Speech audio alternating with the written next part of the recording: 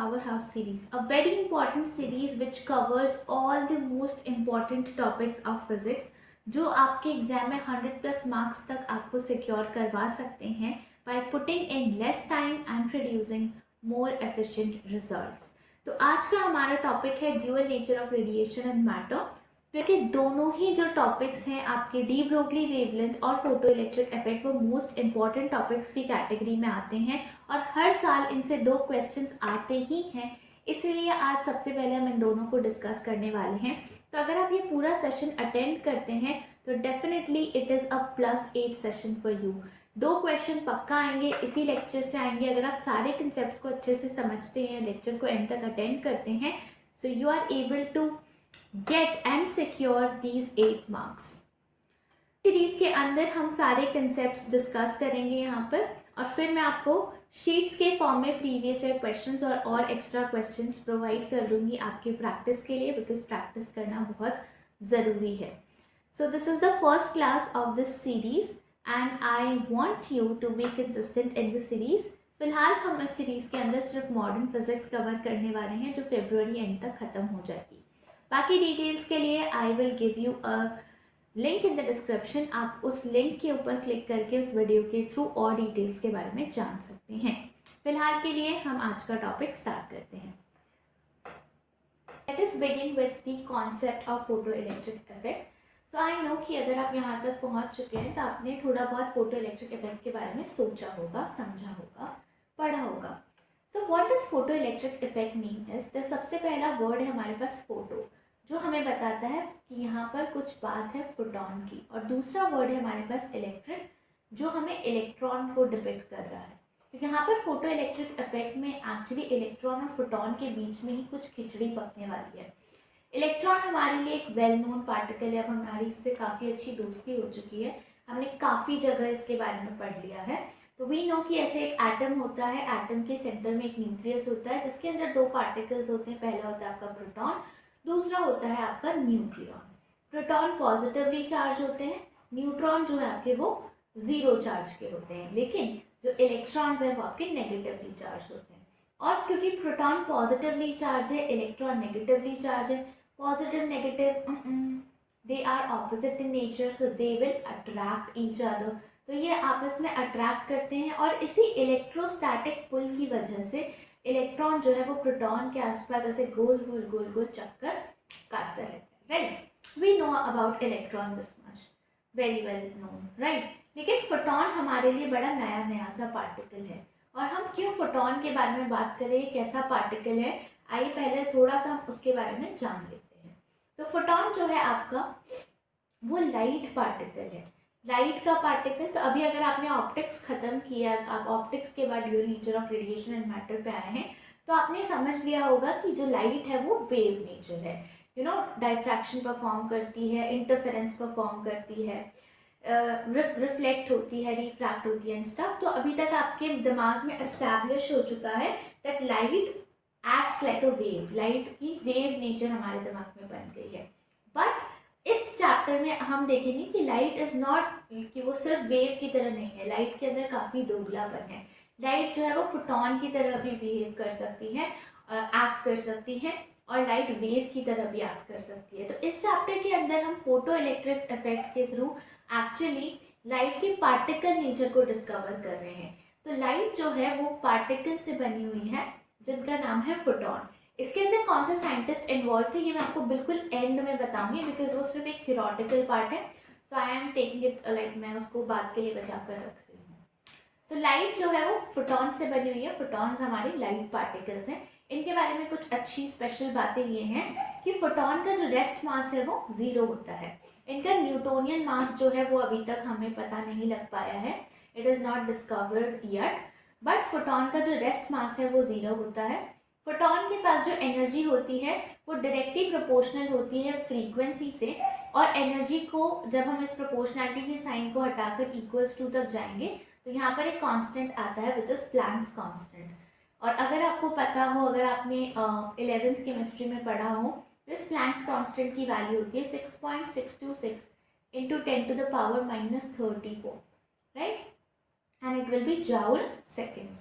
So this is your value of Planck's constant, ठीक है। Planck's constant भी बहुत मुश्किल से डिस्कवर हुआ, it is a very big like discovery है, बट अभी हम उसके बारे में बात नहीं कर रहे हैं। तो ये जो प्रोपोर्शनैलिटी का साइन गया उसकी वजह से ये कांस्टेंट आया which is the Planck's constant.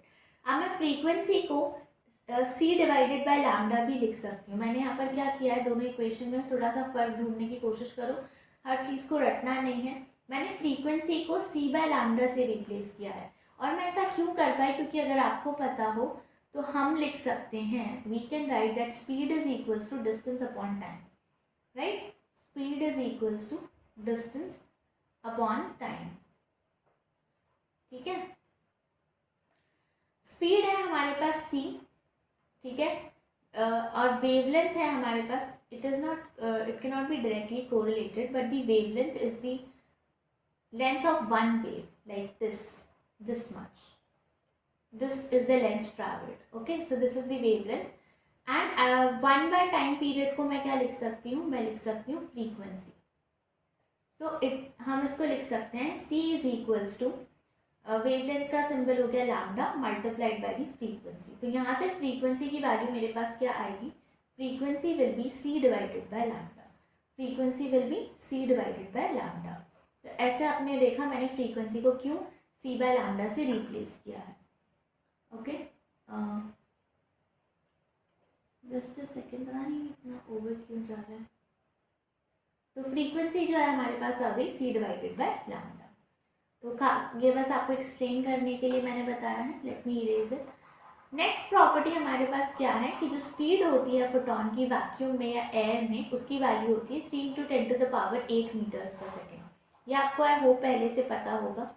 दूसरी प्रॉपर्टी हमारे पास है कि वो हमेशा इलास्टिक कोलिजन परफॉर्म करता है मैटर के साथ।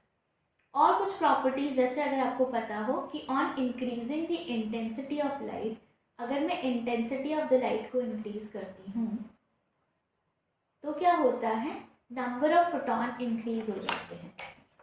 सो नंबर ऑफ फोटॉन इंक्रीजेस, लेकिन energy of one photon remains same, remains same, okay.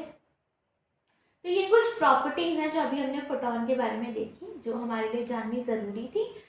आगे भी हम और फोटॉन के बारे में डिस्कस करेंगे, लेकिन मैंने आपको एक बेसिक ओवरव्यू दिया है।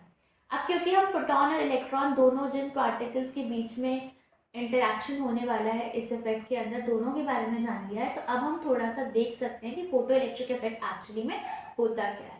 तो फोटो इलेक्ट्रिक इफेक्ट के अंदर क्या हो रहा है कि एक मेटल है, ये मेटल प्लेट जैसे मैंने यहाँ पर ड्रॉ की है, और इसके ऊपर किसी सोर्स ऑफ लाइट से इस तरीके से एनर्जी, लाइट की रेडिएशंस, लाइट जो है गिर रही है। तो इस मेटल प्लेट के ऊपर ये लाइट गिर रही है, और लाइट किसकी बनी हुई है, पार्टिकल्स नोन एज फोटॉन। तो ये जो लाइट है इसके अंदर जो फोटॉन है, उन फोटॉन के पास क्या है, उन फोटॉन के पास एनर्जी है। अभी अभी हमने पढ़ा वो एनर्जी क्या होती है, planks constant multiplied by frequency. तो हर फोटॉन के पास जो है कुछ ना कुछ एनर्जी है। और अब ये जो इलेक्ट्रॉन है, जैसे ही ये लाइट इस मेटल के ऊपर पड़ती है, वैसे ही इसके अंदर से कुछ इलेक्ट्रॉन जो है वो बाहर निकल रहे हैं और मूव कर रहे हैं। ये सब कैसे हुआ ये हम जानते हैं एक स्टोरी के थ्रू। आपको ओवरव्यू समझ में आया। ओवरव्यू ये है कि एक लाइट सोर्स से लाइट पड़ी मेटल के ऊपर, और मेटल से कुछ इलेक्ट्रॉन बाहर निकलकर मूव करने लग गए, और हमें ऐसे करंट दिखने लगे, राइट। इलेक्ट्रॉन मूव करेगा तो करंट दिखेगा। सो इस तरीके से हमें करंट दिखने लग गया। जैसे दिखने लग गया मतलब करंट प्रोड्यूस हुआ। तो जैसे ही लाइट गिरी मेटल के ऊपर, इलेक्ट्रॉन इस तरीके से बाहर भागेंगे and current will be produced. अब क्योंकि हम फोटॉन और इलेक्ट्रॉन दोनों इन्वॉल्व पार्टिकल्स के बारे में थोड़ा बहुत जान चुके हैं, तो अब हम डिस्कस कर सकते हैं about the photo electric effect. तो फोटो इलेक्ट्रिक इफेक्ट के अंदर क्या होता है, मैं आपको थोड़ा सा ओवरव्यू देती हूँ, और फिर हम एक स्टोरी के थ्रू इस इफेक्ट को समझेंगे, ठीक है। तो क्या होता है कि एक लाइट सोर्स की से लाइट गिर रही है मेटल के सरफेस के ऊपर। तो ये आपकी मेटल की प्लेट है, इस मेटल की प्लेट के ऊपर इस तरीके से लाइट फॉल कर रही है। ये लाइट किसकी बनी हुई है, लाइट फोटॉन्स की बनी हुई है। तो बेसिकली फोटॉन्स हिट कर रहे हैं इस मेटल सरफेस को, और जैसे ही फोटॉन्स हिट करते हैं इस मेटल सरफेस को, इलेक्ट्रॉन्स जो है वो बाहर आते हैं और इलेक्ट्रॉन मूव करते हैं। अब जब इलेक्ट्रॉन मूव करेगा, चार्ज मूव करेगा, तो क्या प्रोड्यूस होगा? Current, right. तो ये इस तरीके से मूव करते हैं एंड करंट प्रोड्यूस होता है। This is the overview, this is what happens in the photo electric effect. अब ये क्यों और कैसे हो रहा है ये हम एक स्टोरी के थ्रू समझते हैं। तो अभी हमें पता है कि ये जो प्रोटॉन अंदर बैठा हुआ है आपका, वो पुल कर रहा है आपके, या पुल कर रहा है इलेक्ट्रॉन को अंदर की तरफ। We do know that, right. Just a sec, we know कि ये जो इस तरीके से इलेक्ट्रॉन को पुल कर रहा है प्रोटॉन अंदर की तरफ, राइट, वी नो दिस। लेकिन ये जो इलेक्ट्रॉन है, अब वो एक टाइम के बाद तंग आ गया है इस प्रोटॉन के साथ रह रहकर। ये ठीक है, इसे प्यार दे रहा है और अपनी तरफ खींच रहा है, but you know there is a limit. अब इलेक्ट्रॉन बहुत तंग आ गया और अब इलेक्ट्रॉन क्या चाहता है? इलेक्ट्रॉन एस्केप करना चाहता है यहाँ से, इलेक्ट्रॉन प्रोटॉन से दूर जाना चाहता है। तो अगर इलेक्ट्रॉन को प्रोटॉन से दूर जाना है तो सबसे पहले तो उसे उस एटम के यहाँ से बाहर निकलना पड़ेगा, और जैसे ही वो एटम के यहाँ से बाहर निकलेगा उसको भागना भी पड़ेगा। तो इलेक्ट्रॉन जैसे ही प्रोटॉन के चुंबल से छूटा, अब उसने भागना है, ठीक है। ये इलेक्ट्रॉन का प्लान है। तो इलेक्ट्रॉन को इसके लिए क्या चाहिए? इलेक्ट्रॉन को इसके लिए चाहिए एनर्जी। देखो बहुत सिंपल सा एग्जांपल हम न्यूटन लॉज ऑफ मोशन में पढ़ते हैं। मान लो ये ब्लॉक है, ये ब्लॉक है, इस डायरेक्शन में मूव कर रहा है। क्यों मूव कर रहा है? क्योंकि मैंने ऐसे इसके ऊपर 5 न्यूटन का फोर्स लगा रखा है। अब मैं चाहती हूँ कि ये ब्लॉक मूव ना करे, ये रुक जाए, तो मैं क्या करूँगी? मैं ऑपोजिट डायरेक्शन में 5 न्यूटन का फोर्स लगा दूंगी, बस। अब ये ब्लॉक चलना बंद हो जाएगा। तो अगर इसे कोई इस तरीके से ऐसे खींच रहा है, तो अगर मैं इस इलेक्ट्रॉन को एनर्जी दे दूँ तो वो इसको कैंसिल कर सकता है, उस एनर्जी के थ्रू इस इलेक्ट्रिक पुल को कैंसिल कर सकता है, इसे ओवरकम कर सकता है। लेकिन उसके लिए इलेक्ट्रॉन को क्या चाहिए? उसके लिए इलेक्ट्रॉन को चाहिए एनर्जी, राइट। अगर आपको किसी ने मारा तो पहले आपने क्या करना पड़ेगा? अपनी एनर्जी लेनी पड़ेगी, तभी आप उसको हिट बैक कर सकते हो, ठीक है। या आप हिट, मान लीजिए किसी ने आपको पकड़ के रखा है इस तरीके से, आप किसी के चुंगल में फंसे हुए हो, आपने भागना है, तो सबसे पहले तो आपको उसकी पकड़ से छूटना पड़ेगा और फिर उसके बाद आपको भागना भी पड़ेगा। So you need energy, right. तो इसी तरीके से यहाँ पर इलेक्ट्रॉन को भी एनर्जी चाहिए, पहले तो ताकि वो प्रोटॉन के इस पुल से एस्केप कर सके और फिर ताकि वो भाग सके। तो यहाँ पर ये जो फोटॉन इसके मेटल के सरफेस के ऊपर गिर रहे हैं, वो यही काम कर रहे हैं। ये जो फोटॉन है वो आता है हीरो की तरह, और ये जो फोटॉन जैसे इसके ऊपर फॉल करता है इलेक्ट्रॉन के ऊपर, तो इलेक्ट्रॉन और फोटॉन आपस में से टकराते हैं, एनर्जी एक्सचेंज होती है और एनर्जी मिलती है आपके इलेक्ट्रॉन को। फोटॉन ने इलेक्ट्रॉन को क्या दी? एनर्जी दी। अब ये इलेक्ट्रॉन क्या करेगा? इस एनर्जी के थ्रू सबसे पहले तो प्रोटॉन का पुल एस्केप करेगा, प्रोटॉन के पुल को तोड़ेगा और आफ्टर दैट उसके बाद मूव करने लग जाएगा एक्स्ट्रा एनर्जी के थ्रू। तो क्या हुआ है actually? The electron uses the energy to escape the pull of, या the attractive pull of nucleus, right? अब with the extra energy, और अगर एनर्जी एंड starts moving, और वो ये जो मूवमेंट शो कर रहा है इसकी वजह से it is able to produce current. अब ये करंट किसकी वजह से प्रोड्यूस हो पा रहा है? फोटॉन की वजह से, क्योंकि करंट जो इलेक्ट्रॉन है वो आपका एस्केप करके चल सके उसके लिए एनर्जी किसने दी? फोटॉन ने दी। तो फोटॉन रिस्पॉन्सिबल है इस करंट के लिए, इसलिए हम इस करंट को क्या बोलते हैं? Photo current. करंट फोटॉन्स के चलने से नहीं बन रहा है, डू नॉट मतलब उसको गलत मिसअंडरस्टैंड नहीं करना है। ये करंट फोटॉन्स की मूव करने की वजह से नहीं है, इलेक्ट्रॉन्स के मूव करने की वजह से ही है, बट वो एनर्जी जो इलेक्ट्रॉन के पास है वो फोटॉन की दी हुई है, इसलिए हमने इसको क्या नाम दिया? फोटो करंट नाम दिया। अब यहाँ पर ज़रा सा समझिए, आपको बेसिक सिनेरियो समझ में आ गया कि जो फोटॉन है वो इलेक्ट्रॉन से कोलाइड कर रहा है, एनर्जी एक्सचेंज हुई, इलेक्ट्रॉन के पास एनर्जी आई और उसने क्या किया? उसने प्रोटॉन का पुल तोड़ा और पुल तोड़कर और अब वो मूव करने लग गया। द क्वेश्चन इज कि क्या हर बार जब प्रोटॉन गिरेगा इलेक्ट्रॉन के ऊपर तो क्या वो एस्केप कर पाएगा? तो द क्वेश्चन इज कि क्या हर बार ऐसा हो पाएगा? ठीक है।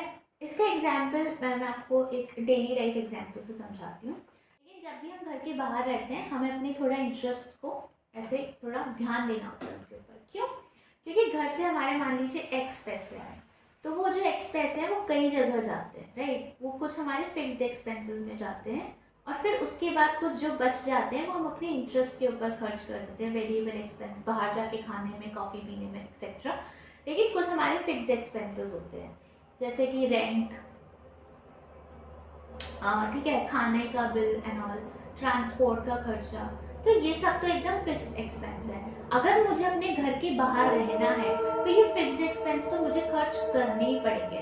मुझे अपने रूम का रेंट और खाने का बिल और ट्रांसपोर्ट का खर्चा, ये तो मतलब मैंने बिल्कुल बेयर मिनिमम चीज़ें बताई, ये वाला खर्चा तो मुझे करना ही पड़ेगा अगर मुझे घर के बाहर रहना है तो। ठीक है। बाकी इंटरेस्ट की चीज़ें अगर मेरे पास पैसे बच जाते हैं तो मैं कर सकती हूँ, अगर नहीं बचते हैं तो फिर मैं नहीं कर पाऊंगी। तो सिमिलरली इलेक्ट्रॉन के साथ यहाँ पर है।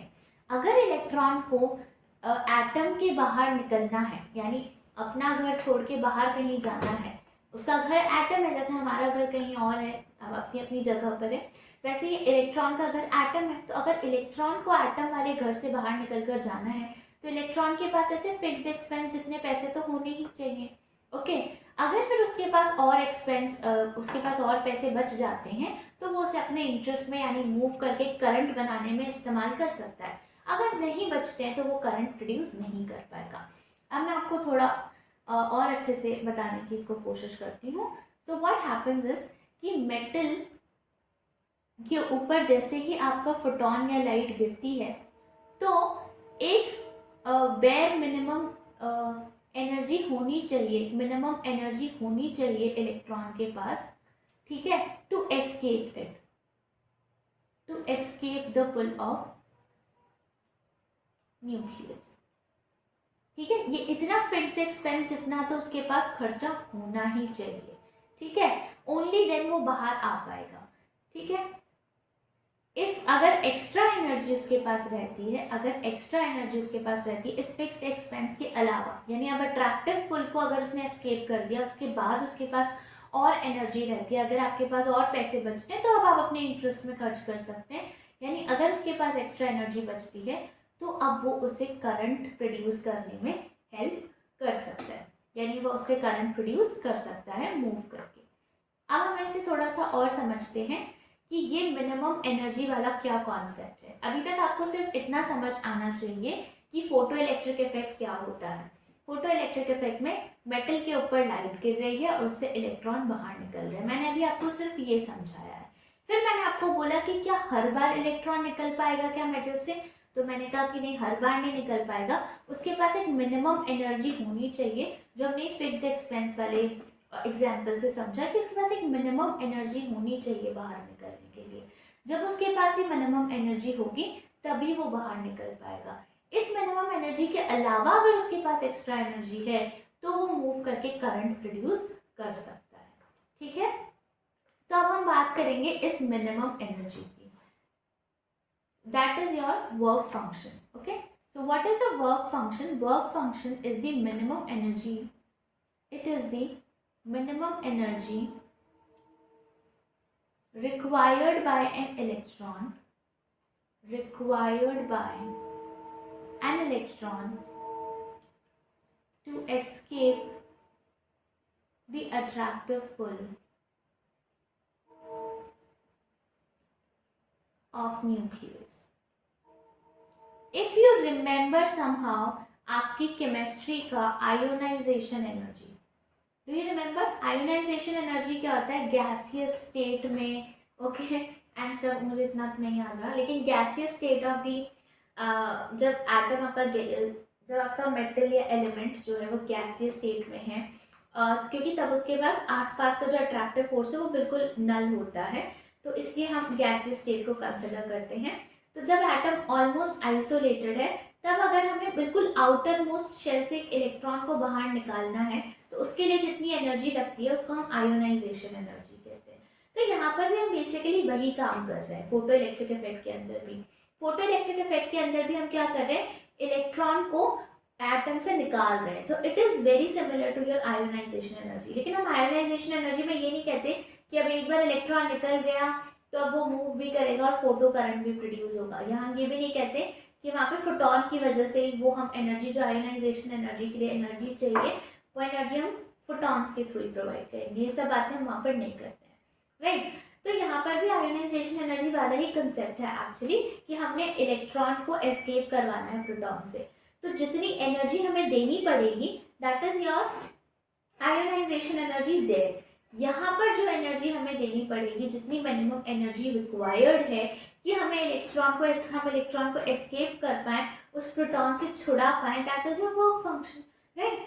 और वो क्यों? क्योंकि प्रोटॉन जो है वो कंटिन्यूसली फोर्स लगा रहा है इलेक्ट्रॉन के ऊपर। अब अगर मुझे इस इलेक्ट्रॉन को भगा के ले जाना है तो मुझे इसे मिनिमम इतने, ये जितना फोर्स लगा रहा है उतनी एनर्जी तो प्रोवाइड करनी ही पड़ेगी ताकि ये एस्केप कर पाए। तो ये जो मिनिमम एनर्जी है वो आपका वर्क फंक्शन है। आई होप आपको समझ आया हो कि अगर मुझे बाहर रहना है तो मुझे अपने फिक्स्ड एक्सपेंसेस तो निकालने ही पड़ेंगे। क्यों? क्योंकि अब रहने के लिए, खाने के लिए आपको चाहिए ही। वैसे ही क्योंकि वो फोर्स लगा के इसको खींचे हुए हैं तो आपको उसका वो खिंचाव हटाने के लिए उतना सा एनर्जी तो चाहिए ही। सो वो मिनिमम एनर्जी की हम यहाँ पे बात करें, बिल्कुल बेयर मिनिमम एफर्ट्स की हम यहाँ पर बात करें, इतना तो होना ही चाहिए, right. So that is your work function. तो वर्क फंक्शन जो है जितना कम होगा, less is the work function. Work function को हम फाई से डिनोट करते हैं। So more photo sensitive the metal will be, more photo sensitive the metal will be, उतना ज़्यादा फोटो सेंसिटिव मेटल होगा आपका। जितना ज़्यादा कम आपका वर्क फंक्शन होगा उतना ज़्यादा फोटो सेंसिटिव मेटल होगा। मैं ऐसा क्यों कह रही हूँ? क्योंकि जितना कम वर्क फंक्शन होगा उतनी कम एनर्जी प्रोवाइड करके हम इलेक्ट्रॉन को बाहर निकाल सकते हैं। जितना जल्दी हमारा काम हो जाएगा, कम एनर्जी में भी काम हो जा रहा है, राइट। जैसे कुछ लोगों को इम्प्रेस करने के लिए you need to put in less efforts, कुछ लोगों को इम्प्रेस करने के लिए you need to put in a lot of effort. या फिर सबसे अच्छा एग्जांपल कि कुछ लोगों को दुखी करने के लिए या कुछ लोगों को हर्ट करने के लिए you need very less things, मतलब आपको बहुत कम एफर्ट लगाना पड़ेगा किसी को हर्ट करने के लिए। आई एम नॉट, मतलब मैं इसे सपोर्ट नहीं कर रही हूँ, बट कम एफर्ट लगाना पड़ेगा क्योंकि वो लोग कैसे हैं, वो लोग सेंसिटिव हैं। और कुछ लोगों को फ़र्क ही नहीं पड़ता कि क्या हो रहा है या कौन क्या बोल रहा है वगैरह, तो वो लोग नॉन सेंसिटिव है। सिमिलरली यहाँ पर है कि कुछ मेटल तो जो है फटाफट कम एनर्जी से उनके इलेक्ट्रॉन जो है वो उछल जाते हैं, फटाफट से दूसरी जगह देखने लगते हैं, तो वो लोग कैसे हैं, वो लोग सेंसिटिव है। वैसे मेटल्स कैसे हैं, फोटो सेंसिटिव है कि थोड़ी सी भी लाइट डालोगे, कम एनर्जी की लाइट डालोगे तो भी इलेक्ट्रॉन बाहर आ जाएगा। लेकिन कुछ जो है वो इतने अच्छे नहीं होते तो उन्हें हम फोटो सेंसिटिव नहीं बोलते। So this is like how you have to understand about work function and photo sensitivity of the metal. समझ आया होगा आपको इतना? तो अब तक आपको क्या समझ आना चाहिए कि इलेक्ट्रॉन जो बाहर निकल रहा था मेटल के ऊपर फोटोन गिरने से, वो हमेशा नहीं निकलेगा। वो तभी निकल सकता है जब आपकी एनर्जी ज़्यादा हो, किससे, वर्क फंक्शन से, राइट। अभी हमेशा निकलेगा कि नहीं, अभी और हम इसके ऊपर डिस्कस करते हैं, लेकिन उसके पहले let me introduce you to these two new words as well, which is your threshold frequency and threshold wavelength, okay। तो सबसे पहले तो what is threshold frequency? तो threshold क्या है? threshold भी हम bare minimum के लिए यूज करते हैं। तो जब मैं लिखूंगी वर्क फंक्शन को, तो वर्क फंक्शन को भी हम लिख सकते हैं as Planck's constant multiplied by frequency और Planck's constant multiplied by speed of light divided by the wavelength. दोनों तरह से लिख सकते हैं because work function is also an energy, right. तो यहाँ पर ये जो फ्रीक्वेंसी है, जो वर्क फंक्शन वाली फ्रीक्वेंसी है, बेसिकली ये जो वेवलेंथ है, जो वर्क फंक्शन वाली वेवलेंथ है, बेसिकली इन्हें हम क्या कहते हैं, थ्रेशहोल्ड फ्रीक्वेंसी और थ्रेशहोल्ड वेवलेंथ। अगर आप यहाँ पर देखोगे तो जो थ्रेशहोल्ड फ्रीक्वेंसी है या जो फ्रीक्वेंसी है वो डायरेक्टली प्रोपोर्शनल है वर्क फंक्शन के। सो थ्रेशोल्ड फ्रीक्वेंसी भी क्या है, मैं इसको म्यू नॉट और लैम्डा नॉट से डिनोट करती हूँ। तो ये जो थ्रेशोल्ड फ्रीक्वेंसी है ये क्या है, it is the minimum frequency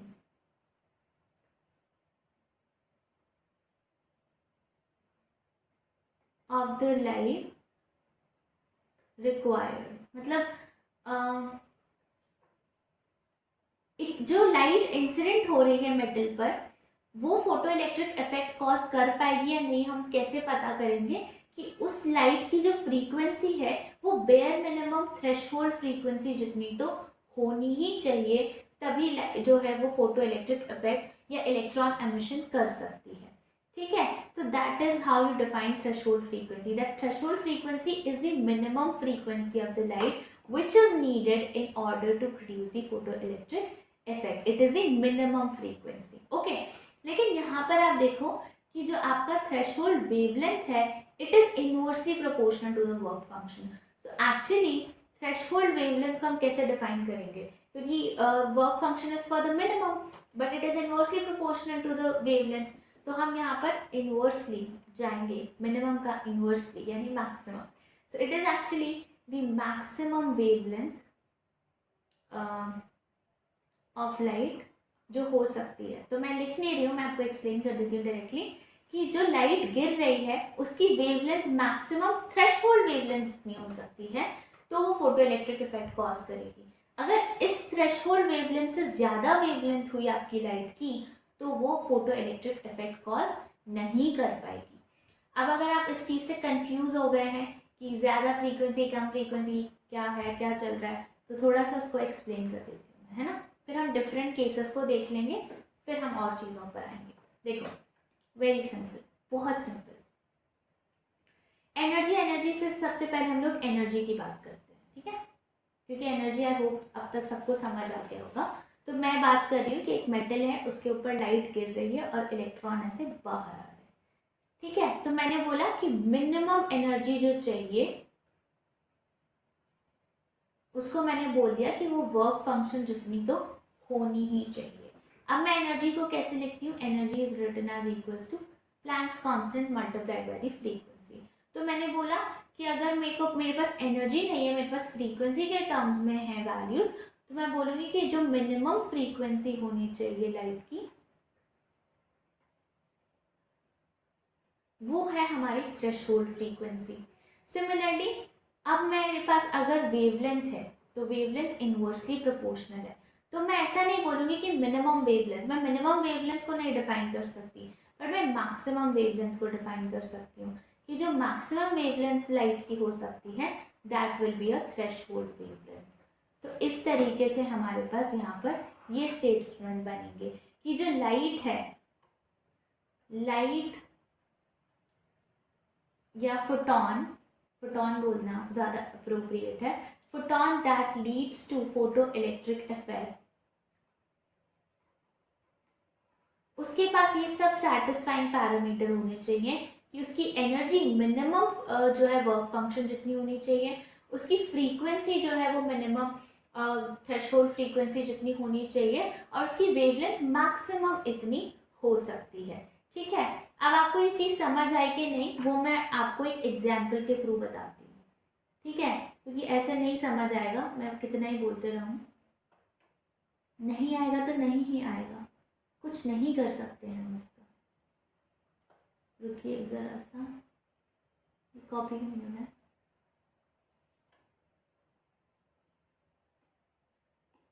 okay, so I am saying कि मानो ये एक मेटल है, एक एग्जाम्पल एक क्वेश्चन के थ्रू देखो, ये एक मेटल है, इस मेटल के ऊपर लाइट गिरती है ग्रीन कलर की, ठीक है, ये एक ग्रीन लाइट गिरती है इसके ऊपर, ठीक है, और यहाँ पर फोटो इलेक्ट्रिक इफेक्ट नहीं हुआ, ठीक है, यहाँ पर फोटो इलेक्ट्रिक इफेक्ट नहीं हुआ। फिर मैंने गिराई यहाँ पर इंडिगो लाइट या फिर मैंने यहाँ पर गिराई क्या, ब्लू लाइट, मैंने यहाँ पर ब्लू लाइट गिराई, फोटो इलेक्ट्रिक इफेक्ट हुआ, मतलब इलेक्ट्रॉन निकल गया, इलेक्ट्रॉन मूव कर रहा है, मैं ऐसा बोल रही हूँ, फोटो इलेक्ट्रिक हुआ नहीं हुआ का ये मतलब है। अब मैंने इसके ऊपर गिराई रेड लाइट, अब आपने मुझे बताना है फोटो इलेक्ट्रिक इफेक्ट होगा कि नहीं होगा। पॉज करके वीडियो को थोड़ा सोचो, रिफ्लेक्ट करो और मुझे बताओ कि क्या फोटो इलेक्ट्रिक इफेक्ट होगा कि नहीं जब मैं इसके ऊपर रेड लाइट गिराऊंगी। तो एक्चुअली इसको कैसे सॉल्व करेंगे देखो। अब मुझे इनके बारे में क्या पता है, मुझे इनके बारे में पता है वेवलेंथ। मैं इनकी वेवलेंथ को कंपेयर कर सकती हूँ। कैसे? मुझे पता है विबग्योर, ठीक है। मैं वायलेट से रेड की तरफ जब जाती हूँ तो वेवलेंथ क्या करती है जी? वेवलेंथ इंक्रीज करती है। तो सबसे ज़्यादा वेवलेंथ यहाँ पे किसकी है? रेड की है। इसकी मैक्सिमम वेवलेंथ है और इसकी मिनिमम वेवलेंथ है, ठीक है। इससे जो है फोटो इलेक्ट्रिक इफेक्ट नहीं होगा, ठीक है।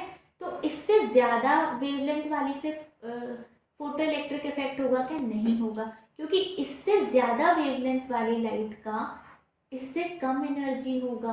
तो जब इस एनर्जी पर ही नहीं हो रहा तो इससे कम एनर्जी पे तो हो ही नहीं सकता, राइट। तो इससे कम वाली पर, इससे कम एनर्जी वाली पर, इससे ज़्यादा वेवलेंथ वाली एनर्जी की लाइट्स पर फोटो इलेक्ट्रिक इफेक्ट नहीं होगा, लेकिन इससे ज़्यादा वाली पर हो जाएगा। जैसे कि देखो ब्लू पर यहाँ पर हो जा रहा है। मैं यहाँ पर बात किसकी कर रही हूँ? मैं यहाँ पर बात कर रही हूँ रेड की। तो रेड की तो वेवलेंथ ग्रीन से क्या है? ज़्यादा है। ज़्यादा वेवलेंथ का क्या मतलब हुआ? कम एनर्जी। तो red actually is giving you less energy. Less energy तो फोटो इलेक्ट्रिक इफेक्ट जो है वो नहीं होगा। तो इसका आंसर क्या होगा? नो। ये चीज़ आपको अच्छे से समझ आनी चाहिए जो मैंने यहाँ पर एक्सप्लेन की about threshold frequency and wavelength and work function. अगर क्लियर नहीं हुई है तो आप इस सेगमेंट को रिपीट करके देखेंगे, okay. It is very important. जब तक आप ये नहीं समझ पाएंगे आगे की चीज़ें समझ नहीं आएंगी। तो अब मैं आपको यहाँ पर 3 केसेस बताती हूँ which is full and final for it, okay. फिर हम और अच्छी चीज़ों को डिस्कस करेंगे इसके अंदर। तो सबसे पहले हमारे पास आता है when the energy incident, यानी फोटोन की लाइट की एनर्जी जो है आपकी, it is less than the work function.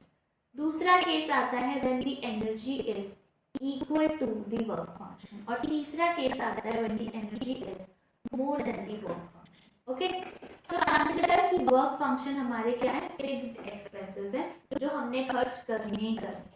तो अगर हमारे फिक्स्ड एक्सपेंस से भी कम पैसे हैं हमारे पास, तब तो हम अपना गुजारा नहीं चला पाएंगे, यानी कि तब तो फोटो इलेक्ट्रिक इफेक्ट नहीं हो पाएगा। तो इलेक्ट्रॉन बाहर नहीं आ पाएगा। जब हमारे पास बिल्कुल इक्वल है, जितने फिक्स्ड एक्सपेंस है उतने ही पैसे हैं, तो अब हम उन्हें उड़ा नहीं पाएंगे और इंटरेस्ट में खर्च नहीं कर पाएंगे। तो यहाँ पर फोटो इलेक्ट्रिक इफेक्ट तो होगा,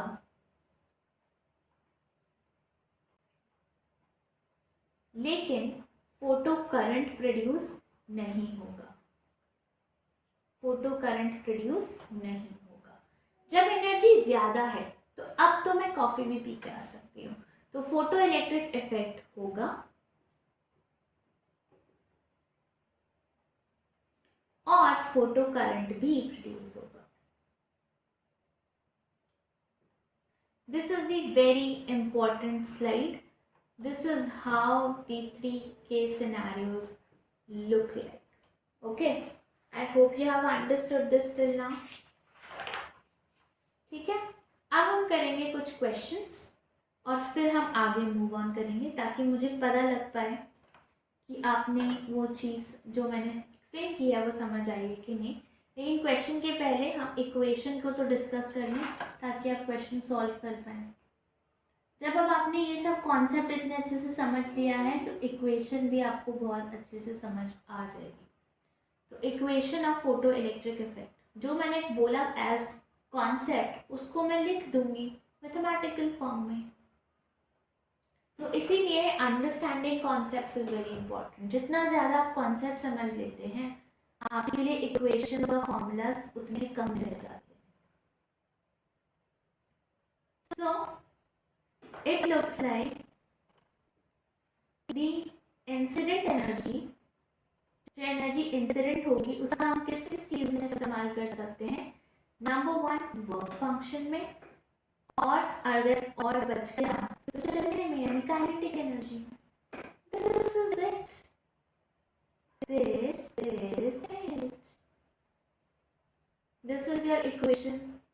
photoelectric effect, depicting you a simple story that the incident energy, जो आपकी इंसिडेंट एनर्जी है उसके दो इस्तेमाल हो सकते हैं, और वो दो क्या हैं? पहला इस्तेमाल उसका होगा इन ओवरकमिंग द अट्रैक्टिव पुल यानी वर्क फंक्शन के फॉर्म में, और फिर जो एक्स्ट्रा एनर्जी बच जाएगी उसके थ्रू आपका इलेक्ट्रॉन ट्रैवल करके फोटो करंट प्रोड्यूस करेगा, विच इज काइनेटिक एनर्जी के फॉर्म में. So this is your equation of photoelectric effect. Okay, as simple as that. Now we will do some questions. So coming to the question number 1. Okay. So the question here is, मैं लिख के लेकर आई कुछ questions because I am not that experienced. So this is your metal. Okay. और मैंने इसके ऊपर 20 electron volt का फोटोन गिराया, इतनी एनर्जी वाला फोटोन गिराया. ठीक है. इसका जो वर्क फंक्शन है हमारे पास वो है 4 इलेक्ट्रॉन वोल्ट. वर्क फंक्शन को ऐसे भी लिख सकते हैं, 5 भी लिख सकते हैं. ठीक है. तो आपने बताना है kinetic energy of the electron कितना होगा. ठीक है. तो मेरा जो फिक्स्ड खर्चा है वो 4 इलेक्ट्रॉन वोल्ट है. ठीक है. और मुझे घर से कितने पैसे आए? 20, यानी कि मेरे फिक्स्ड खर्चे से ज़्यादा पैसे आ गए घर से. अब तो मैंने कॉफ़ी पी के आनी है, पर कितने महंगे कैफ़े में वो मैं देखती हूँ. तो मेरे पास 20 इलेक्ट्रॉन वोल्ट को थोड़ा सा 1000 कर लें क्या, तो मेरे पास 20,000 रुपये आए घर से. 4,000 रुपये के सब फिक्स्ड एक्सपेंस, काफ़ी सस्ती जगह पे मैं रह रही हूँ, इसलिए 20 में से 4,000 रुपये में मैंने अपने सारे खर्चे निकाल दिए. अब मेरे पास कितने पैसे बच गए? 16,000 रुपये. अब मैं बड़े कैफ़े में जाके कॉफ़ी पी सकती हूँ. तो मेरे पास कितने पैसे बचे? 16. तो kinetic energy of the electron कितना हो जाएगा? 16 इलेक्ट्रॉन वोल्ट. इसको आप इक्वेशन से भी सॉल्व कर सकते हैं, that the energy incident is equals to the work function plus the kinetic energy of the electron. So incident energy is what? Incident energy is 20 electron volt. The work function is 4 electron volt. Kinetic energy हमें निकालनी है. तो kinetic energy of the electron क्या होगा? 20 electron volt minus 4 electron volt, which comes out to be 16 electron volt. This gives you the final answer, 16 electron volt. Okay. So this is your answer, 16 electron volt. चलिए अगले question की तरफ बढ़ते हुए. Question मैंने blue से लिखा था ना पहले, तो इस बार भी मैं ब्लू से ही लिखती हूँ क्वेश्चन. तो इस बार थोड़ा सा लेवल हम बढ़ा कर देते हैं आपको क्वेश्चन. तो इस बार भी आपके पास एक मेटल है, और इस मेटल के ऊपर पहले ई एनर्जी की लाइट आई, फिर इसके ऊपर आई 1.4 ई एनर्जी की लाइट. ठीक है. 2 बार हमने लाइट गिराई है.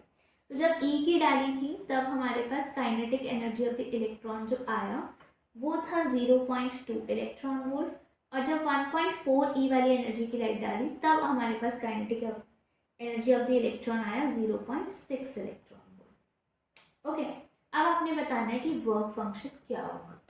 अब ये वो छुट्टे वाले प्रॉब्लम से मतलब सॉल्व नहीं हो पाएगी. हमारा जो एग्जाम्पल है कि हम फिक्स्ड एक्सपेंस और फिर कैफ़े का प्राइस निकाल लें, वैसा नहीं चल पाएगा इस बार आपको सच में इक्वेशन लिखनी पड़ेगी.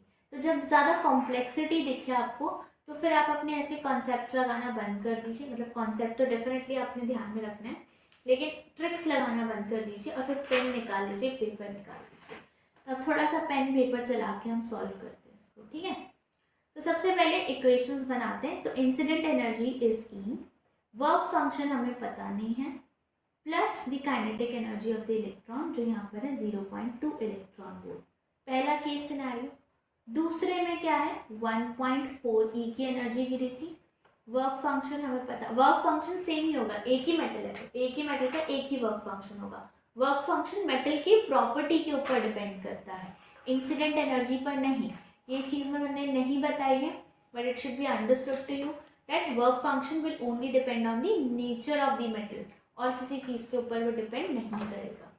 राइट. तो इंसिडेंट एनर्जी के ऊपर वो डिपेंड नहीं करेगा.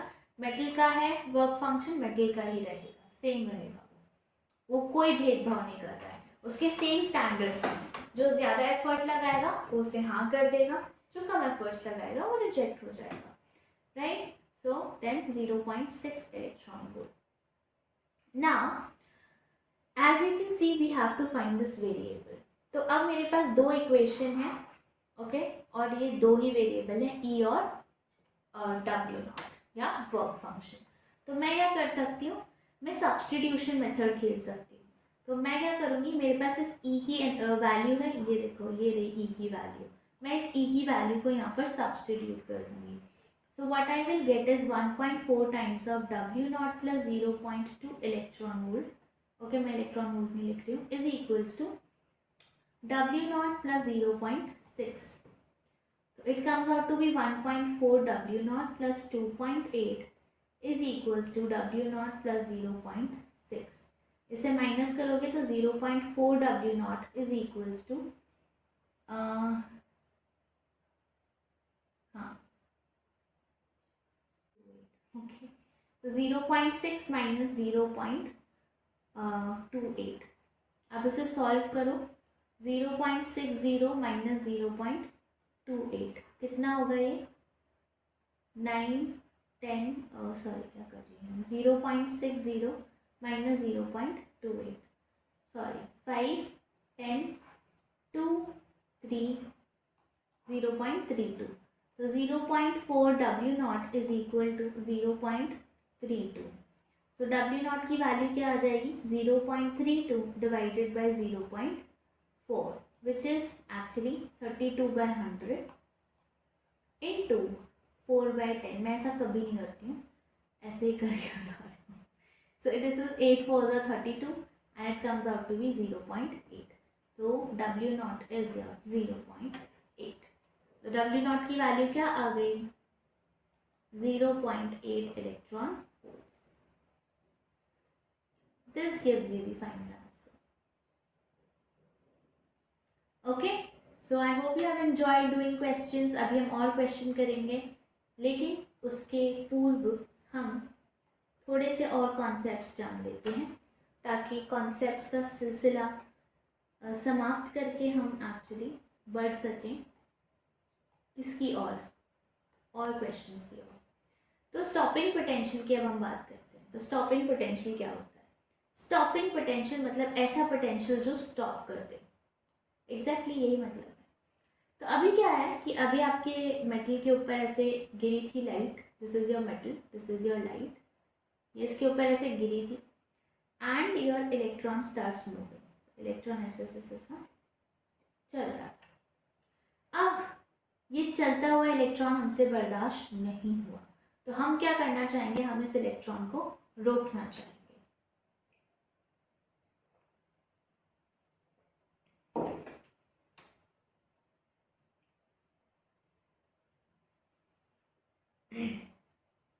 अब हम इस इलेक्ट्रॉन को रोकना चाहेंगे।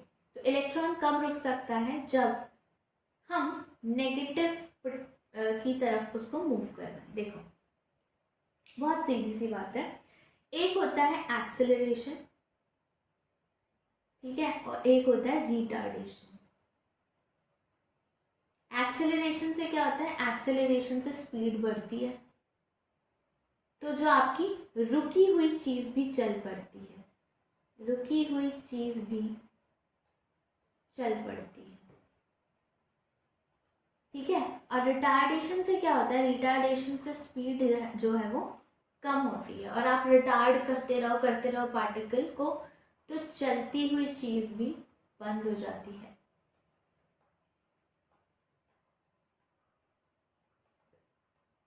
ठीक है। लेकिन कब कौन सी चीज़ रिटार्ड होती है, तो अगर मैं किसी पॉजिटिव चीज़ को पॉजिटिव की तरफ लेकर जाऊंगी, मतलब मैं प्रोटॉन या पॉजिटिव चार्ज को पॉजिटिव की तरफ लेकर जाऊंगी, नेगेटिव से पॉजिटिव की तरफ, तो वो क्या होगी, रिटार्ड होगी। एक जैसी चीज़ें कभी नहीं चल पाती है ना, same people will not live together for long, because then they will have a lot of conflicts of opinions and stuff. But अगर मैं इसी पॉजिटिव चार्ज को किसी नेगेटिव के पास लेकर जाऊँ, तो ये बहुत खुश होगा, तो ये क्या होगा, एक्सेलरेट होगा, है कि नहीं। सिमिलरली अगर मैं नेगेटिव को नेगेटिव के पास लेकर जाऊंगी तो ये दुखी होगा, ये रिटार्ड होगा। लेकिन अगर मैं इस नेगेटिव को पॉजिटिव के पास लेकर चली गई तो वो खुश हो जाएगा, वो एक्सेलरेट हो जाएगा, राइट। अब मुझे क्या करना है, मेरे पास क्या है यहाँ पर, मेरे पास यहाँ पर इलेक्ट्रॉन है और मुझे उसे रुकाना है। तो किसी भी चलती चीज़ को रोकने के लिए हम उसे रिटार्ड करना चाहते हैं। और यहाँ पर आप देख सकते हैं कि नेगेटिव चीज़ को रिटार्ड करने के लिए what you need is, charge कर लेते हैं, नेगेटिव चीज़ को रिटार्ड करने के लिए what you need is negative. तो मुझे नेगेटिव पोटेंशियल क्रिएट करना पड़ेगा। तो मुझे जो है इलेक्ट्रॉन को मूव करवाना पड़ेगा टूवर्ड्स नेगेटिविटी। जैसे ही वो नेगेटिविटी की तरफ जाएगा वो रिटार्ड हो जाएगा और वो रुक जाएगा इस पॉइंट के ऊपर। तो जैसे मान लो कि ये जो इलेक्ट्रॉन है वो अपनी 6 इलेक्ट्रॉन वोल्ट की पॉजिटिविटी के साथ था, ठीक है। वो चलता जा रहा है, चलता जा रहा है, चलता जा रहा है, चलता जा रहा है। लेकिन मैं क्या कर रही हूँ, मैंने इधर लगाया हुआ नेगेटिव पोटेंशियल और इस नेगेटिव पोटेंशियल की वजह से उसकी एनर्जी कम होती जा रही है। पहले 4 हुई, फिर 4.5 हुई, फिर 3 हुई, फिर 3.25 हुई, फिर 2.5 हुई, लाइक दैट कम होती जा रही, कम होती जा रही। अब रह गई है 0.25 और अल्टीमेटली 0 हो गई एंड इलेक्ट्रॉन स्टॉप्स, राइट। यहाँ पर आकर आपका जो है इलेक्ट्रॉन रुक गया। So at this place it has stopped. तो जितना पोटेंशियल मुझे लगाना पड़ा इस इलेक्ट्रॉन को रोकने के लिए, that is your stopping potential. So stopping potential is what, stopping potential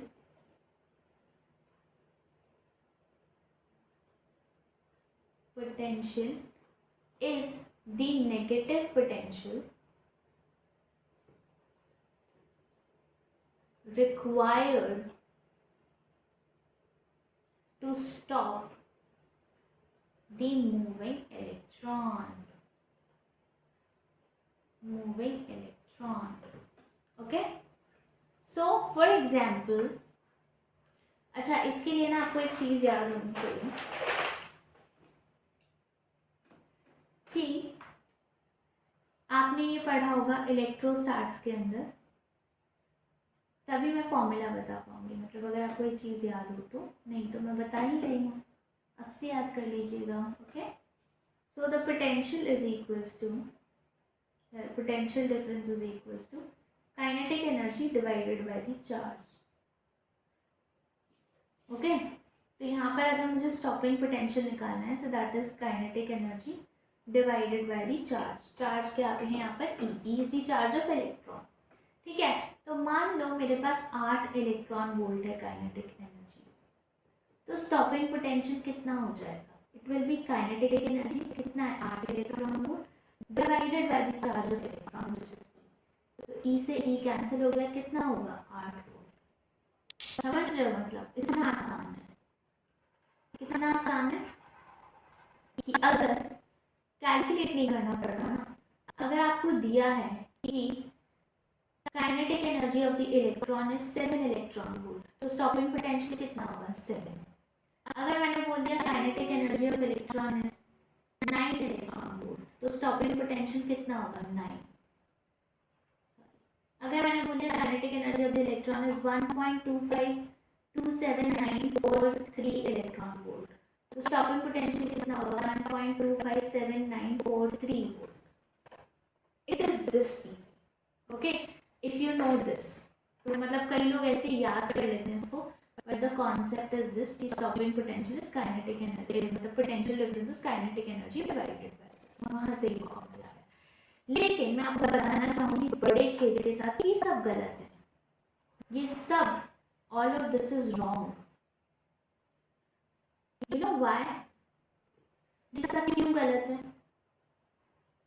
comments में बताएगा। इस वक्त लिखकर स्टॉप कीजिए वीडियो को, पॉज कीजिए एंड कमेंट डाउन कि क्यों ये सब गलत है। इज बिकॉज आपने यहाँ पर एक चीज मिस कर दी है, which is sine. Stopping potential, electron को रोकना है, तो पॉजिटिव स्टॉपिंग पोटेंशियल थोड़ा होगा इलेक्ट्रॉन का, पॉजिटिव की तरफ तो खुशी से भागेगा, वो एक्सेलरेट करेगा। रुक ही नहीं पाएगा कभी। हमने इलेक्ट्रॉन को रोकना है तो हमें नेगेटिव पोटेंशियल क्रिएट करना पड़ेगा। तो stopping potential will always be negative, क्योंकि हमने इलेक्ट्रॉन को रोकना है। अभी पूरा इतना ऊपर समझाया ना मैंने, तो जो कमेंट नहीं कर पाया बहुत बुरी बात है। अगर आपको ये सब समझ कर भी नहीं समझ आ रहा है तो बहुत दिक्कत की बात है। Okay, I mean if you have not understood you can go back and watch it. आपको समझ आना चाहिए कि क्यों स्टॉपिंग पोटेंशियल हमेशा नेगेटिव ही होगा। ओके, अब हम पहले कुछ इंपॉर्टेंट पॉइंट्स डिस्कस कर लेते हैं, उसके बाद मैं आपको एक इंटेंसिटी और एनर्जी वाला एक प्रॉब्लम बताऊंगी, फिर हम कुछ ग्राफ्स और क्वेश्चंस करेंगे। Okay, then your photoelectric effect will be done. It will hardly take 15 minutes more, but it will be done. So यहाँ पर इम्पॉर्टेंट पॉइंट में पहला इम्पॉर्टेंट पॉइंट है कि एक फोटॉन हमेशा एक ही इलेक्ट्रॉन को निकाल सकता है। One photon will leads to release of just one electron. ऐसे एक फोटॉन एक ही इलेक्ट्रॉन से टकराएगा। Then will be perfect elastic collision. मैंने पहले ही बताया फोटॉन हर मैटर के साथ बिल्कुल परफेक्टली इलास्टिक कोलिजन ही परफॉर्म करेगा। द नेक्स्ट वन इज कि यहाँ पर इंस्टेंट रिलीज हो रहा है। अब ये जो है ये एक्चुअली एक प्रूफ है आपका कि पार्टिकल नेचर है लाइट की। क्यों? जैसे मान लो कि अभी यहाँ पर लाइट वेव की तरह ही बिहेव कर रही होती, तो क्या होता है कि मेटल है, ठीक है, उसके ऊपर लाइट पड़ रही है। अब ये लाइट जो है वो इनफ नहीं है इलेक्ट्रॉन को निकालने के लिए। इसके पास इसके जो फोटॉन्स हैं उनकी एनर्जी इनफ नहीं है इलेक्ट्रॉन को निकालने के लिए, क्योंकि वो वर्क फंक्शन से ज़्यादा नहीं है। लेकिन क्या होता है, लाइट ऐसे पड़ती रहती because it is a wave, so it will keep on ऐसे, तो electron keeps on absorbing it, और एक टाइम पर इलेक्ट्रॉन जब इनफ ऑफ एनर्जी को एब्जॉर्ब कर लेता तो वो बाहर आ जाता ओवरकम करके उस पुल को। लेकिन यहाँ पर ऐसा नहीं हो रहा है, या तो एनर्जी ज़्यादा है या तो कम है, दो ही सिनेरियो हैं। और अगर एनर्जी ज़्यादा है तो इंस्टेंटली इलेक्ट्रॉन बाहर आ रहा है। अगर एनर्जी जो आपका लाइट है वो वेव की तरह बिहेव कर रहा होता तो ये इंस्टेंट रिलीज नहीं होता, तो वर्क फंक्शन एग्जिस्ट नहीं करता। ओके, अगर लाइट आपकी वेव होती तो वेव वर्क फंक्शन जैसा कोई कॉन्सेप्ट नहीं होता यहाँ पर, ठीक है। ये इंस्टेंट रिलीज नहीं होता, डिलेड रिलीज होता। लेकिन इंस्टेंट रिलीज है, ये बात डिपिक्ट कर रही है कि आपकी जो लाइट है यहाँ पर पार्टिकल की तरह बिहेव कर रही है, राइट। देन काइनेटिक एनर्जी जो आपकी फोटो इलेक्ट्रॉन की होगी वो मैक्सिमम टू मिनिमम हो सकती है। ये बात क्या है कि मैंने भी आपको 3 केस सिनेरियो समझाए थे, ठीक है, कि एनर्जी अगर ज़्यादा है वर्क फंक्शन से तो फोटो इलेक्ट्रिक इफेक्ट होगा, अगर एनर्जी इक्वल्स टू है तो भी फोटो इलेक्ट्रिक इफेक्ट होगा, एनर्जी अगर कम है तो फोटो इलेक्ट्रिक इफेक्ट नहीं होगा, ठीक है। हमने ये बात समझी थी। लेकिन द ट्विस्ट हियर इज कि अगर एनर्जी ज़्यादा है वर्क फंक्शन से तब भी फोटो इलेक्ट्रिक इफेक्ट हो सकता है, नहीं हो। मतलब there is a one more possibility in 3 case के अलावा, विच इज़ कि जो आपकी एनर्जी है it is greater than the work function but still photo electric effect is not happening. And why is because आपने एनर्जी दी इलेक्ट्रॉन को, एनर्जी के पास इलेक्ट्रॉन के पास एनर्जी है ज़्यादा, ठीक है, लेकिन एनर्जी मूड नहीं है इलेक्ट्रॉन का कि वो उस एनर्जी को यूज़ करे एस्केप करने के लिए। उसका काफ़ी अच्छा चल रहा है प्रोटॉन के साथ, तो वो नहीं एस्केप करना चाहेगा, वो नहीं डिस्ट्रैक्ट होना चाहेगा, वो किसी और चीज़ में अपनी एनर्जी यूज़ कर लेगा, या उस एनर्जी को ऐसे हीट की फॉर्म में वो रिलीज हो जाएगी, या वो अपना शेल लेवल चेंज कर लेगा, कुछ भी कर लेगा, लेकिन वो एस्केप नहीं करेगा अगर उसको नहीं करना है तो। ओके, सो अगर इलेक्ट्रॉन के पास एनर्जी है तब भी हो सकता है कि वो एस्केप ना करे, या और किसी लेवल के ऊपर वो एनर्जी जो है वो कंज्यूम हो जाए, वो और किसी चीज़ के अंदर वो एनर्जी कंज्यूम हो जाए। तो ज़रूरी नहीं है कि हर बार ज़्यादा एनर्जी आप प्रोवाइड करेंगे वर्क फंक्शन से तो फोटो इलेक्ट्रिक इफेक्ट देखने को मिल ही जाए, हो सकता है ना भी मिले। सो this is a case which is important. Maximum kinetic energy कितनी होगी, तो जो हम कैलकुलेट करते हैं उस इक्वेशन के थ्रू, that incident energy is equal to work function plus the kinetic energy, तो ये जो काइनेटिक एनर्जी आप निकाल रहे हो it is the maximum kinetic energy. Minimum kinetic energy क्या होगी? 0, नहीं निकला electron, 0, right, very simple. Negative तो हो नहीं सकती है काइनेटिक एनर्जी। अब यहाँ पर मैं बात कर रही हूँ एक नहीं, दो केसेस की, दो केस हैं हमारे इसकी। तो सबसे पहले हम बात करेंगे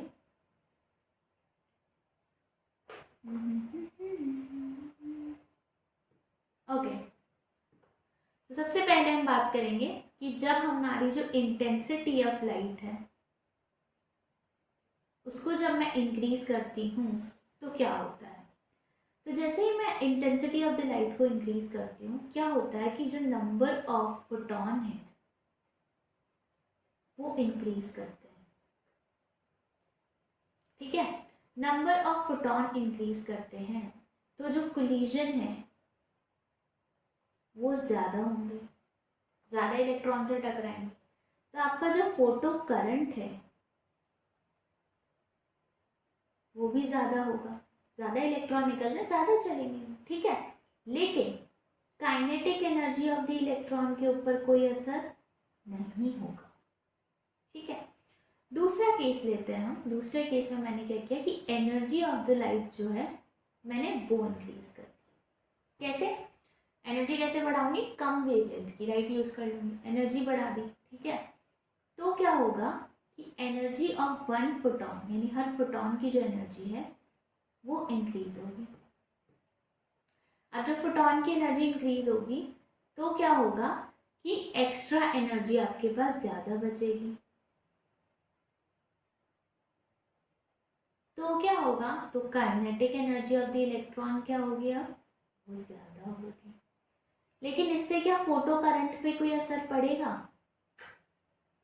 क्योंकि अभी भी उतने ही फोटॉन है, अभी भी उतनी ही टकराव हो रहे हैं, तो फोटो करंट जो है वो सेम रहेगा, उसके ऊपर कोई असर नहीं पड़ेगा। यहाँ पर kinetic energy of the electron same रहेगा।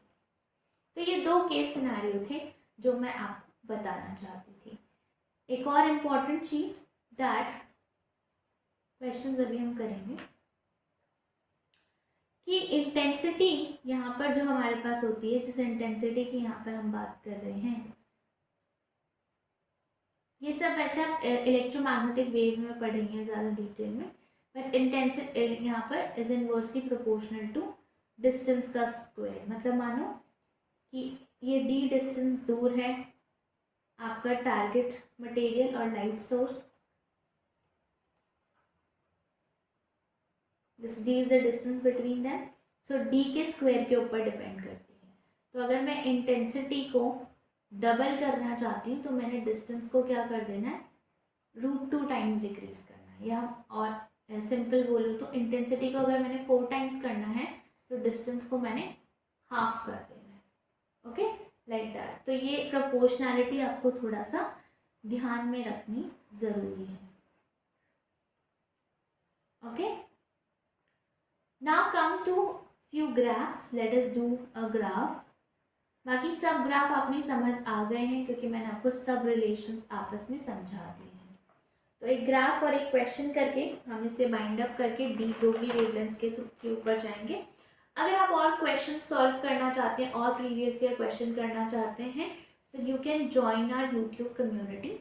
आई will be posting there a question sheet, तो जिसके अंदर डी ब्रोगली के भी क्वेश्चन होंगे, उसकी एक सेपरेट शीट होगी, और फोटो इलेक्ट्रिक इफेक्ट की एक सेपरेट शीट होगी। और उसके अलावा मैं प्रीवियस ईयर क्वेश्चन की शीट भी अपलोड करूँगी जिसके अंदर पास्ट 10 ईयर्स के सारे रेलेवेंट प्रीवियस ईयर क्वेश्चन आपको देखने को मिल जाएंगे। So if you want to solve more question you can join our community. Okay, now let us look at the graph. तो यहाँ पर जो ग्राफ मैं ड्रॉ कर रही हूँ, इट इज़, बताइए कौन सा ग्राफ ड्रॉ किया जाए। आप और भी पैरामीटर्स और क्वांटिटीज़ के बीच में ग्राफ ड्रॉ कर सकते हैं। अगर आपको कॉन्सेप्ट समझ आ गया, now it's easy for you. So I am drawing it between stopping potential and frequency. तो स्टॉपिंग पोटेंशियल को ना थोड़ा सा रिलेट करो, किससे रिलेट करोगे स्टॉपिंग पोटेंशियल को, काइनेटिक एनर्जी से। तो पहली बात तो कि एक सर्टेन फ्रीक्वेंसी तक तो कोई स्टॉपिंग पोटेंशियल होगा ही नहीं। जब तक मेरी थ्रेशहोल्ड फ्रीक्वेंसी नहीं अटेन हो जाती है तब तक तो कोई भी इलेक्ट्रॉन के पास काइनेटिक एनर्जी जितनी एक्स्ट्रा एनर्जी बचनी ही नहीं है। मतलब इतनी एनर्जी बचेगी ही नहीं किसी भी इलेक्ट्रॉन के पास कि वो उसे काइनेटिक एनर्जी के फॉर्म में यूज़ कर रहा है। तो पहले तो सर्टेन फ्रीक्वेंसी मेरे पास होनी चाहिए। उसके बाद फोटो इलेक्ट्रिक जो आपका फोटो इलेक्ट्रिक इफेक्ट होगा और काइनेटिक एनर्जी जैसे होगी उस हिसाब से फिर लीनियरली इंक्रीज करेगा। सो दिस इज द ग्राफ जो आपका आता है between the stopping potential and the frequency of light. Okay, अब यहाँ पर इम्पॉर्टेंट क्या होता है, यहाँ पर इम्पॉर्टेंट होता है स्लोप ऑफ दिस ग्राफ। यहाँ पर इम्पॉर्टेंट होता है स्लोप ऑफ दिस ग्राफ।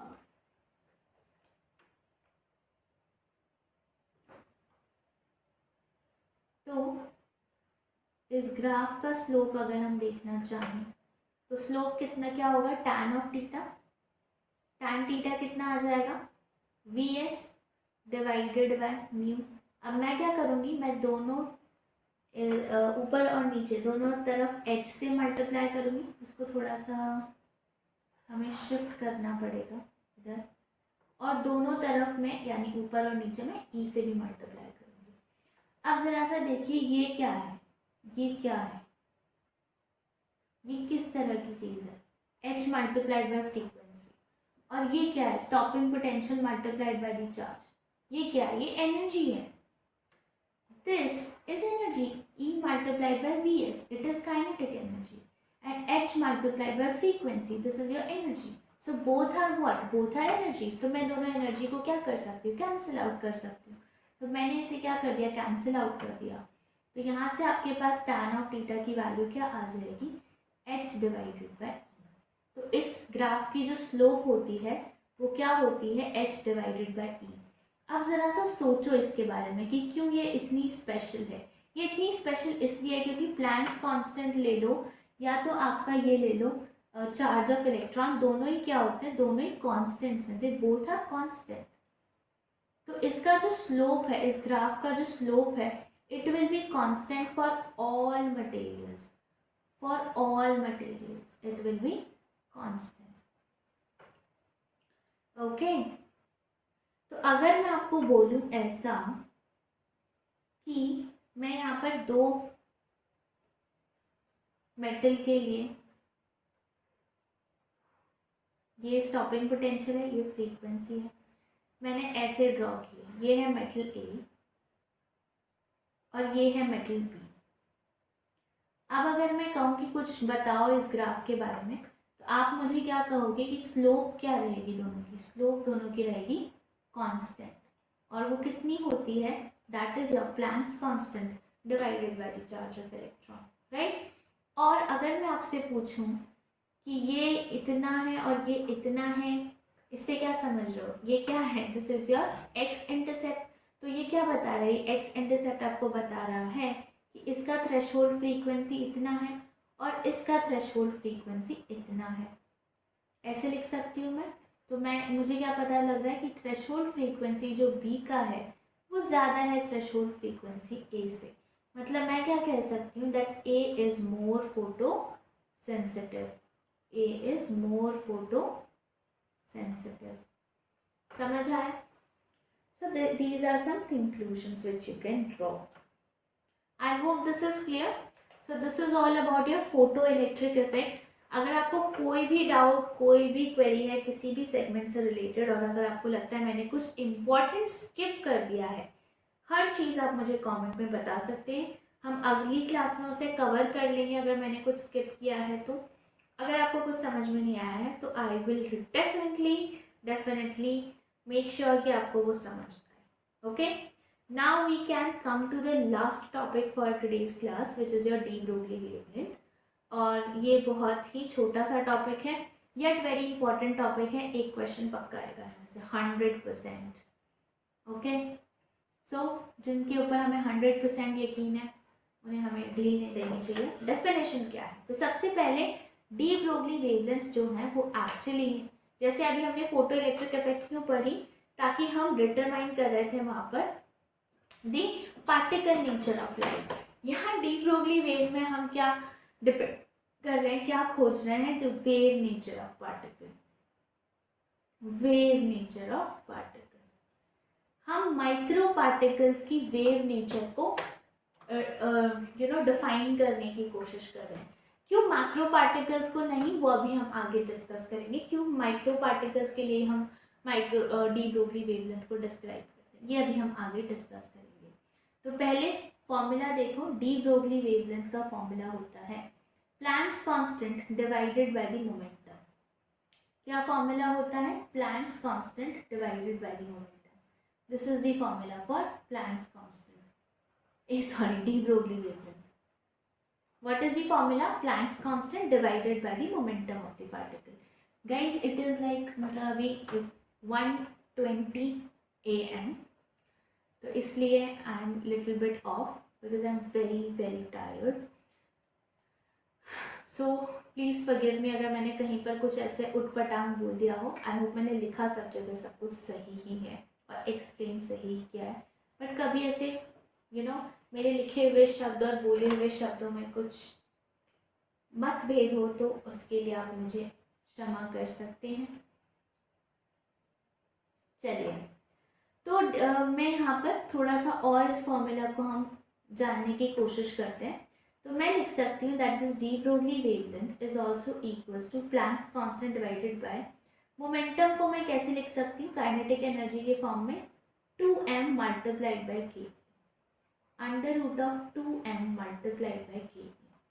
या फिर मोमेंटम का और सिंपल फॉर्मूला हमें क्या पता है? Mass multiplied by velocity. तो मैं इसको ऐसे भी लिख सकती हूँ planks constant divided by mass multiplied by velocity. यहाँ पर ये देखो कि अगर मेरा मास 1 किलो भी है, वेलोसिटी तो होगी कुछ ना कुछ। देखो, किसी भी स्टेशनरी जो पार्टिकल होगा, स्टेशनरी पार्टिकल यानी अगर किसी की वेलोसिटी ही ज़ीरो है तो ज़ीरो वेलोसिटी वाले का तो वेव नेचर डिफाइन हम नहीं कर सकते, क्योंकि इनफाइनाइट हो जाएगी उसकी वेवलेंथ। देख पा रहे हो? यहाँ से समझ पा रहे हो कि नहीं समझ पा रहे हो? अगर मैं बोलूँ कि वेलोसिटी ज़ीरो है तो डी ब्रोगली वेवलेंथ की वैल्यू क्या आ जाएगी? इनफाइनाइट आ जाएगी, यानी मैं डिफाइन नहीं कर पा रही हूँ उसको। ओके, तो वेलोसिटी कुछ तो होनी ही चाहिए। अब अगर मैं जो मास है अपना वो 1 किलो भी बताती हूँ, मैक्रो पार्टिकल्स की बात कर रही हूँ मैं, तो अगर मैं अपना मास 1 किलो भी बताती हूँ तो 1 किलो मास के लिए भी मेरी जो वेवलेंथ की वैल्यू आएगी वो आएगी 6.626 इंटू 10 टू द पावर -34। इतनी कम वेवलेंथ, राइट? तो इसलिए मैंने कहा कि हम माइक्रो पार्टिकल्स के लिए डिफाइन करेंगे, क्योंकि हमने मास को डिनोमिनेटर में लिखा है। तो जितना ज़्यादा मास आपका बढ़ता जाएगा उतना इनसिग्निफिकेंट और इररेलेवेंट वेवलेंथ निकल कर आएगा। माइक्रो पार्टिकल्स के केस में क्या होगा? जैसे मैं इलेक्ट्रॉन के लिए जब डिफाइन करूँगी उसका मास होगा 9.1 into 10 to power -31 something like that. तो क्योंकि इतना माइनस में पावर है तो ये वाली जो वैल्यू है और ये वाली जो वैल्यू है उनमें कुछ कुछ बैलेंस है, कुछ बात बन पाएगी, कुछ एक रेलेवेंट वेवलेंथ निकल कर आ पाएगी। इसीलिए हम इसे माइक्रो पार्टिकल्स के लिए ही डिफाइन करते हैं। और अगर मैं डी ब्रोगली वेवलेंथ को और लिखना चाहूँ तो मैं लिख सकती हूँ kinetic energy as equals to, अभी हमने पढ़ा था ऊपर, पोटेंशियल मल्टीप्लाइड बाय चार्ज, है ना? तो Planck's constant divided by under root of 2m³ multiplied by potential. सो ये सब जो है आपके डी ब्रोगली वेवलेंथ के फॉर्मूलाज हैं, और मैंने कुछ नहीं किया, मैंने सब सब्सटीट्यूट किया है। बस ऐसे आप और बहुत फॉर्मूलाज बना सकते हैं, ठीक है? आप कुछ फॉर्मूलाज, स्पेशल फॉर्मूलाज जो आपने याद करने हैं वो मैं आपको बता देती हूँ। तो सबसे पहला स्पेशल फॉर्मूला हम किससे लिखें? रेड से लिख लेते हैं। ओके, इससे लिखेंगे। सो इलेक्ट्रॉन का जो वेवलेंथ होता है it is calculated as 2.12.27 divided by under root of v, which is its accelerating potential.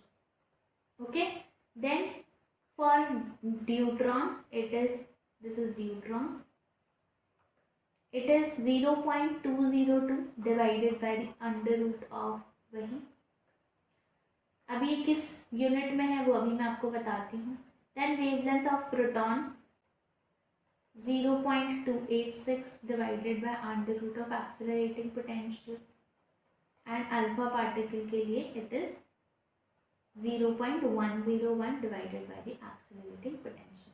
ये सारी values, all values will be in angstrom, ठीक है? अब अब क्वेश्चन में सबसे पहला क्वेश्चन तो हम यही कर लेते हैं। देखो ज़रा सा यहाँ पर देखो, ड्यूट्रॉन के लिए वैल्यू ये है और अल्फा पार्टिकल के लिए ये है। दिखाई दे रहा है अल्फा पार्टिकल के लिए इसका बिल्कुल हाफ है। ये कैसे हुआ ज़रा थोड़ा सा देखते हैं। तो हमारे पास ना क्या वैल्यू थी,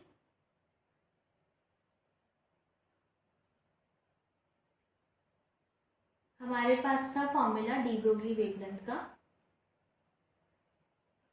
planks constant divided by under root of 2m³ multiplied by, ये फॉर्मूला था।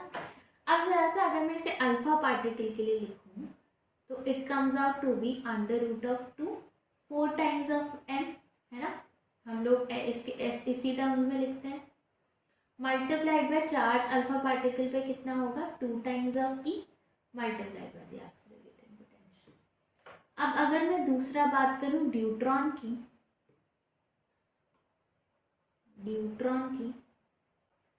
तो यहाँ पर मास कितना हो जाएगा 2 times of m charge e multiplied by the accelerating potential.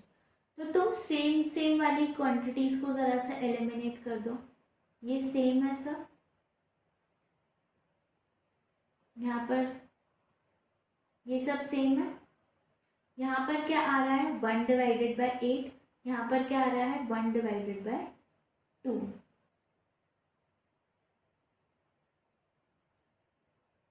ये तो 4 टाइम्स हो रहा है।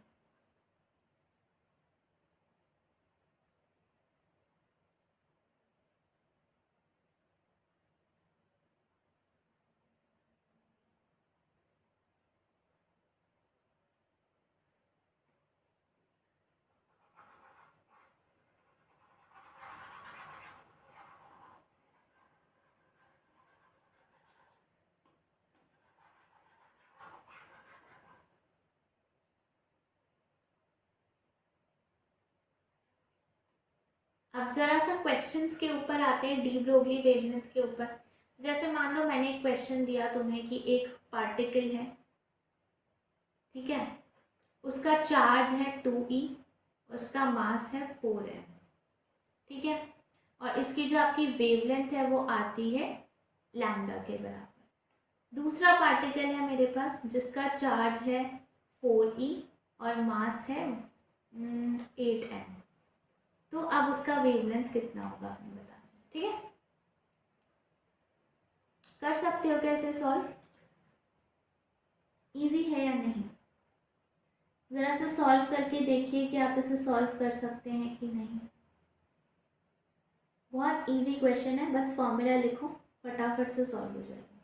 देखो फॉर्मूला क्या है हमारे पास, h divided by under root of 2m³ multiplied by v, यही फॉर्मूला है, राइट। अब पहले वाले पार्टिकल की अगर मैं बात करूं, उसका चार्ज कितना है 2e और मास कितना है 4m। अच्छा, यहाँ पर हमने किस चीज़ के बारे में बात नहीं की है, हमने यहाँ पर प्लैंक्स कांस्टेंट के बारे में बात नहीं की है। कांस्टेंट है 2 तो कांस्टेंट है, ये एक्सेलरेटिंग पोटेंशियल भी हमने कांस्टेंट ही मानना है क्योंकि हमने उसके बारे में बात नहीं की है। तो यहाँ से सीधा मैं लिख सकती हूँ कि wavelength is inversely proportional to under root of m³, ठीक है। अब मेरे पास जो पहला पार्टिकल है मैं उसको ब्लू वाले कलर से लिख रही हूँ और दूसरे वाले पार्टिकल को मैं लिखूँगी रेड कलर से, ठीक है। तो हमने पहले पार्टिकल को के बारे में अगर मैं बताऊँ तो उसका मास है आपका 4m और चार्ज है उसका 2e। अब अगर मैं दूसरे वाले पार्टिकल की बात करूँ तो दूसरे वाले पार्टिकल का जो मास है वो कितना है, दूसरे वाले पार्टिकल का जो हमारे पास मास है वो है 8m और चार्ज है 4e, है, यही बात है। देखो तो अब क्या मैं इन दोनों इक्वेशंस को डिवाइड कर सकती हूँ, बिल्कुल कर सकती हूँ। तो मैं क्या लिखूँगी, ज़रा सा देखिए, let me add a page, तो मैं क्या लिखूँगी, that wavelength divided by wavelength is equals to, इसमें क्या था ऊपर 4m इंटू 2e और यहाँ पर क्या आ जाएगा, यहाँ पर आ जाएगा 8m into 4e। So it turns out to be E से ई कैंसिल, एन से N cancel, 4 2 8, 2 comes out to be 1/4। यहाँ से आप देख पा रहे हैं कि जो वेवलेंथ है आपके सेकंड की वो क्या है, it is wavelength of your first divided by 4। और वेवलेंथ ऑफ द फर्स्ट कितनी दे रखी थी हमें, लैम्डा। तो आपसे जो पूछी गई लैम्डा है, या लैम्डा डैश बोल देती हूँ उसे, वो क्या होगी, λ/4 होगी। तो बस इसी तरह के सिंपल क्वेश्चंस आपसे पूछे जाएंगे डी ब्रोगली वेवलेंथ में, या तो आपसे इन ये रिमेंबर्ड वाले फॉर्मूला में से आपसे कुछ पूछा जाएगा। डी ब्रोगली वेवलेंथ बहुत ही ईजी टॉपिक है, सिर्फ इतना ही है, इससे ज़्यादा आपसे कोई नहीं पूछेगा। ये वाले फॉर्मूलाज जो हमने ऊपर डिस्कस किए, उसके बाद ये फॉर्मूला जो थोड़े स्पेशल आपको याद करने पड़ेंगे, ट्रिक्स के थ्रू आप इसे याद कर सकते हैं, और या फिर कंपैरिजन वाले questions. This is all what can be asked. Okay, so this is it for this class. हमने फोटो इलेक्ट्रिक इफेक्ट और डी ब्रोगली वेवलेंथ, तो मोस्ट इम्पॉर्टेंट टॉपिक्स को डिस्कस किया है। इन दोनों से एक एक क्वेश्चन आना एकदम फिक्स ही होता है, right? So it is literally a +8 class for all of you. We have discussed all the concepts there is. Still if you find कि मैंने कुछ skip कर दिया है, कुछ छोड़ दिया है जो irrelevant और important है, तो you can let me know in the comments. अगर आप मेरी किसी बात से, किसी कॉन्सेप्ट से डिसअग्री करते हैं तो आप वो भी बता सकते हैं। कोई क्वेश्चन आपको समझ नहीं आया, कोई कॉन्सेप्ट आपको समझ नहीं आया, तो आप वो भी बता सकते हैं। Okay, I am open to everything and I am open to improve. Okay, इसके अलावा अगर आपको और क्वेश्चन सॉल्व करने हैं और प्रीवियस ईयर क्वेश्चंस चाहिए, तो इनकी शीट्स आपको कल 9 बजे तक मिल जाएगी on a community post. So to those who are not a community members, आप में हमारा चैनल सब्सक्राइब कर सकते हैं और कम्युनिटी ज्वाइन कर सकते हैं। You will get these questions and previous year question sheet. It is a very important series. आप अगर इस सीरीज़ को फॉलो करते हैं, so by every class, by attending every class, you're securing your 4 to 8 marks. Okay, so that is it for now. We will meet soon, and if you're new to journey, consider subscribing to the channel. Thank you so much. Stay tuned.